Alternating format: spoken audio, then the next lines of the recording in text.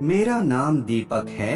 मैं एक गांव में रहता हूँ। मेरी पढ़ाई लिखाई में मन नहीं लगता, इसलिए मैंने पढ़ाई को छोड़ दिया और घर पर ही रहने लगा। मैं अपने सभी भैंस बैलों गायों को रोज सवेरे नदी पर चराने के लिए ले जाता हूँ। यह काम मेरे घर वालों ने मुझसे जबरदस्ती कराया, क्योंकि मेरा पढ़ाई लिखाई में मन नहीं लगता था। इसलिए कुछ दिन तो पशु चराने में मेरा मन नहीं लगा, लेकिन कुछ दिन के बाद मेरा पशु चराने में मन लगने लगा, क्योंकि मेरी सुबह खेत खलियान पहाड़ों नदियों के पास होती, हर जगह हरियाली ही हरियाली। यह सब मुझे बहुत ही पसंद आने लगा। अब मैं प्रतिदिन पशुओं को चराने जंगल ले जाता हूँ। जब गर्मी लगती है तो नदी में नहा लेता हूँ और भूख लगती है तो पेड़ पर चढ़कर मैं मीठे मीठे फल खाता हूँ। शाम होते ही मैं अपने पशुओं के साथ घर के लिए लौट आता हूँ। मैं पशु चराने अकेला नहीं जाता हूँ, मेरे गांव के और भी लड़के मेरे साथ पशु चराने के लिए जाते हैं, जिससे हमारा दिन आराम से मौज मस्ती में व्यतीत होता है। ऐसे ही करीब पशु चराते हुए मुझे 7 से 8 महीने बीत गए होंगे। गर्मियों का समय था, स्कूलों की छुट्टियां पड़ी हुई थी। हमारे मोहल्ले में एक तिवारी जी का परिवार रहता था, जो बहुत ही बड़ा परिवार व अमीर परिवार है। तिवारी जी का पूरा परिवार पढ़ा लिखा परिवार है। तिवारी जी की एक बहन थी, जिसकी शादी उन्होंने 20 वर्ष पहले एक अच्छे से शहर में की थी। उसकी एक लड़की थी जो क्लास 11 में पढ़ती थी। वह गर्मियों की छुट्टियों में अपने मामा तिवारी के आई हुई थी। उसका नाम दीपिका था।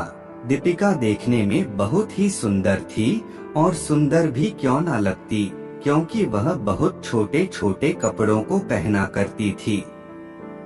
हमारा तो रोज का काम था कि पशुओं को जंगल लेकर जाना और उन्हें चराकर लाना। मैं देखने में तो सुंदर था, लेकिन मेरी वेशभूषा ग्वारियों वाली थी, क्योंकि मैं भी अब गांव में ग्वारिया बोलकर मशहूर था। मैं अपने गांव के सभी ग्वारियों का चंद ही दिनों में हेड हो चुका था। जंगल में पशु कहाँ चराने हैं या क्या करना है, यह सब मेरी मर्जी से हुआ करता था, और मेरे साथ के सभी ग्वारिया मेरी बात को मानते थे।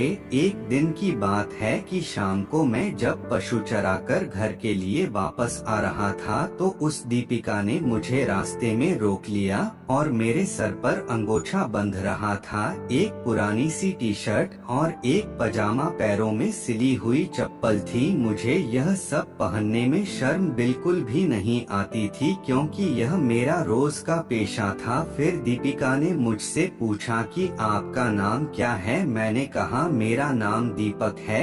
वह बोली कि आप इतने सारे पशुओं को लेकर कहाँ जा रहे हो। मैंने उसे बताया कि मैं इन सभी पशुओं को रोज सवेरे जंगल में चराने के लिए ले जाता हूँ और शाम को सूरज के ढलने पर घर को लौट आता हूँ। अभी मैं इस वक्त घर जा रहा हूँ। वह बोली कि कल सुबह आप जब पशुओं को चराने जंगल जाओ तो मुझे भी अपने साथ ले चलना। मैंने उससे हाँ कर दिया और मैं अपने घर की ओर को आने लगा। घर पहुंचकर मैंने खाना खाया और सो गया। सुबह हुई, मैंने पशु खोले और जंगल के लिए चला आया। मैंने दीपिका की बात को ज्यादा दिमाग पर नहीं लिया, और न ही जब मैं सुबह जंगल को आ रहा था तो न ही उससे जंगल आने के लिए कहा। मैं जंगल आकर पशुओं को नदी के किनारे छोड़कर नदी के पुल पर जा बैठा। मुझे नहीं पता था दीपिका को मुझ में क्या नजर आ गया है।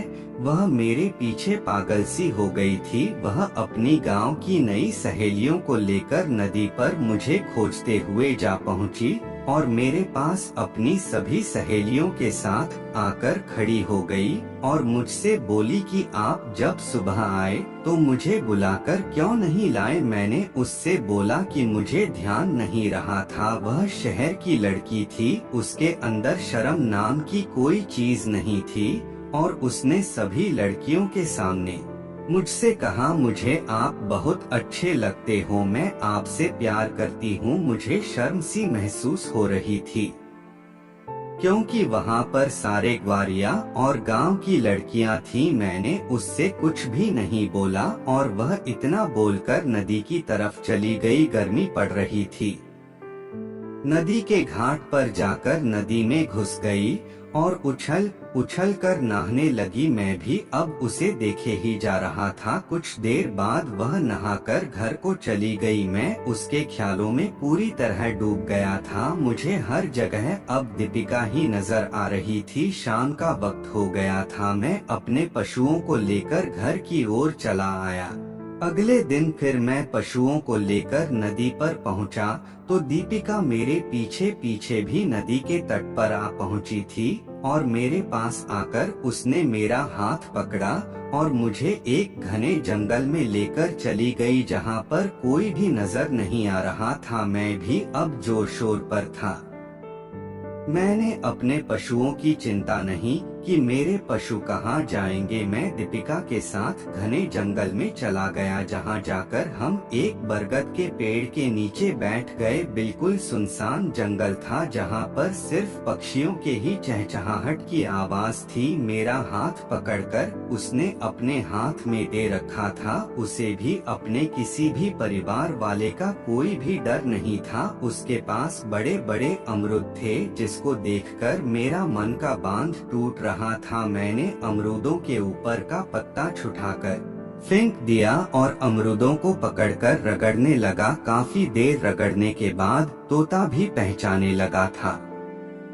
तोता अपने घोंसले में जाने के लिए तैयार था तो फिर तोते को उसके घोंसले पर रगड़ने लगा जिससे तोते का मुंह सन गया। फिर तोते को उसके घोंसले में बिठा दिया। अब तोते का दम घुटने लगा। फिर तोते को बाहर निकाला। अब फिर तो तोता घोंसले में जाने लगा। इसी प्रकार से तो तक काफी देर आता जाता रहा। फिर तोता बेहोश हो गया और तोते ने फिर उल्टी कर दी।